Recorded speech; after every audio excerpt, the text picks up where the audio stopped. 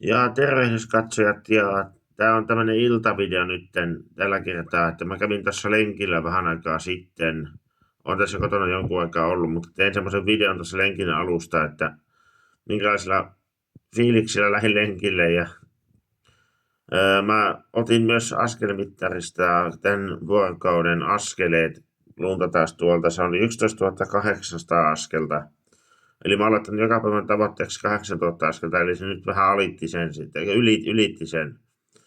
Mutta yritetään tässä nyt tiputtaa painoa käydä lenkillä ja jaksaa sitten, mä koittaisin niin joka päivä tehdä sen lenkin. Ottaisin vaikka, jos nyt siinä alussa ei tekisi sitä videota, vaan tekisi siinä loppuvaiheessa sitten sen videon, että, tai sitten puolivälissä. Voisin tehdä useammankin videon siinä matkan varrelta.